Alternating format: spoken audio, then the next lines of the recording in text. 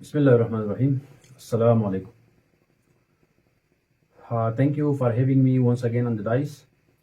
सबसे पहले मैं डॉक्टर खुर्शीद साहब का और इस प्रोग्राम के इंतज़ामिया का शुक्रिया अदा करना चाहूँगा। उन्होंने मुझे इस काबिल समझा, हालांकि मैं इस काबिल ख़ुद को नहीं समझता कि इस किस्म के एक इंटेलेक्चुअल सेशन के इख्तितामी कलिमात मुझसे कहलवाई जाएँ।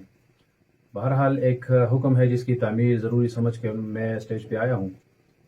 मेरा ख़ुद भी ये मानना है और इसमें दो राय नहीं होनी चाहिए कि कौमी तरक्की, इकनॉमिक ग्रोथ और पॉलिटिकल स्टेबिलिटी के साथ साथ कौमी रवैयों पर डिपेंड करता है, और जब रवैये अच्छे हों तो कौमें तरक्की कर जाती हैं, नहीं तो फिर ज़वाल मुक़द्दर बन जाती है।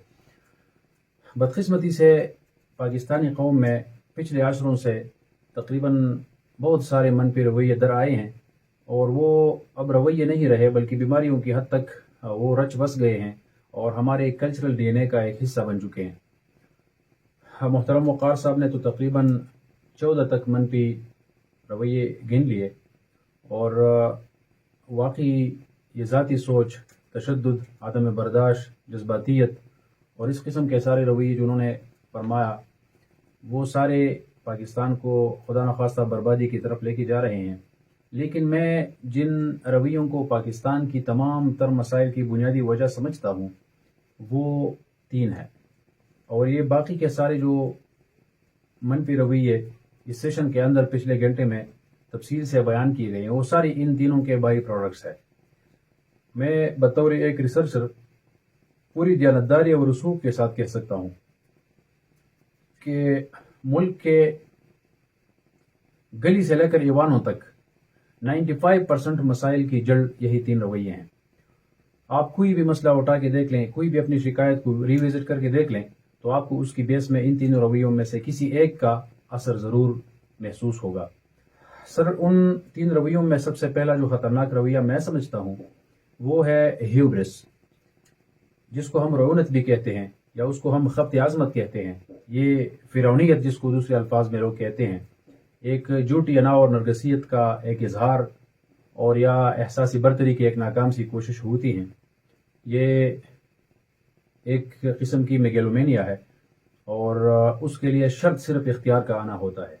इख्तियार आती ही लोग इस चीज़ को शुरू कर देते हैं, कोई भी मोहताज पाकर उस पर इस अपनी अना की तस्कीन का तजर्बा करता है। ये हमारा एक कौमी मसला है जो बुनियादी तौर पर हर पाकिस्तानी में किसी न किसी हद तक वो पाया जाता है। बहुत कम लोग इस चीज़ से जो है वो खाली है, और उनमें किसी न किसी सतह पर ये चीज़ पाया जाता है, और ये बहुत इंतहाई ख़तरनाक है।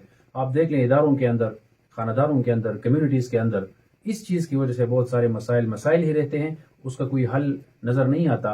और दूसरा ख़तरनाक रवैया सब जिसको मैं समझता हूँ वो है डिसओनरशिप। मैं जब देखता हूँ तो लोग ऐसा एक्ट करते हैं गोया कि ये किसी और का मुल्क है, और कोई इस मुल्क को ओन करने के लिए तैयार ही नहीं है।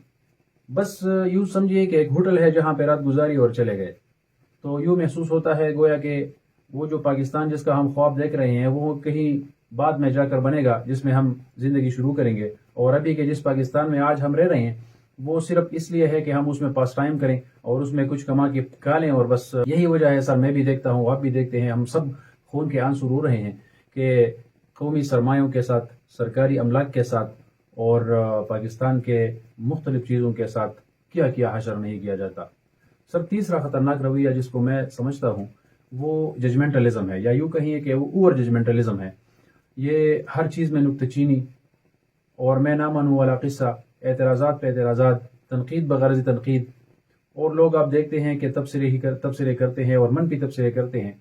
पेसिमिज़म जो है वो फैल रहा है, और ऑप्टिमिज़म का एक शाइबा तक उनमें नहीं पाया जाता। मनफी तबसरे हैं और सिर्फ तबसरे है, दूसरों पर उंगली उठाई जाती है, और ख़ुद अपने हिस्से का कोई भी काम जो है वो लोग नहीं करते। किसी की 100 खूबियों को वो इग्नोर करते हैं, और उसकी एक न एक छोटी सी कमज़ोरी को वो निकाल कर बढ़ा चढ़ा कर पेश करते रहते हैं। और ये भी आपने सब सुना होगा कि पाकिस्तानी कौम जो है वो पैदाइशी तौर पर 3 खसूसियात अपने साथ लेकर आते हैं कि एक तो वो पैदाइशी तौर पर सियासतदान होते हैं, दूसरा वो अताई डॉक्टर्स होते हैं, और तीसरा वो तज्ज़िया निगार होते हैं। ایسے تبصرے تجزیے پیش کرتے ہیں گویا کہ پاکستان کا ٹھیک کرنا ان کے بائیں ہاتھ کا کام ہے، حالانکہ اپنے حصے کے کام میں ان کا کنٹریبیوشن 0% ہوتا ہے۔ دوسروں پر انگلی اٹھانے کے لیے وہ ہمیشہ تیار اور چوکس رہتے ہیں۔ سر یہ اور ججمنٹلزم یہ سب سے خطرناک اور تیسرا رویہ ہے جس کو ہم بربادی کا ایک سبب مانتے ہیں۔ اور سر میں چیلنج دے کے کہہ سکتا ہوں کہ جس دن ان 3 رویوں سے ہم چھٹکارا پائیں گے اگلے دن ہماری ترقی شروع ہو جائے گی، ورنہ نہیں۔ اور اگر ان 3 رویوں سے چھٹکارا نہیں پایا گیا، قومی سطح پر اس کو ایلیمینیٹ کرنے کی کوششیں نہیں کی گئی، یا قومی نصاب میں پرائمری سے لے کر یونیورسٹی تک اس کے لیے منصوبہ بندی نہیں کی گئی، اور ممبر و محراب سے ان امراض کے خاتمے کے لیے آواز بلند نہیں کی گئی، تو خدا نخواستہ ہمارا مستقبل مزید خطرے سے دوچار ہو سکتا ہے۔ آج کا آپ کا یہ سیشن اس چینج کی طرف ایک زبردست قدم ہے، میں اس کو اپریشیٹ بھی کرتا ہوں، اس کو اون بھی کرتا ہوں۔ انشاءاللہ میری کوشش ہوگی کہ آپ کے ساتھ اس چیز میں تعاون کروں، ہماری کوشش ہوگی کہ اس چیز کو ہم کمبائن لے کے جائیں۔ آپ سب کا شکریہ۔ میں ایک مرتبہ پھر ڈاکٹر خورشید صاحب کا، وقار صاحب کا، ان سوشل ورکرز کا اور اس انتظامیہ کا جنہوں نے یہ سارے انتظامات کر لیے ہیں، سب کا شکریہ ادا کرتا ہوں۔ اللہ تعالیٰ اس ملک کا حامی و ناصر ہو۔ بہت شکریہ۔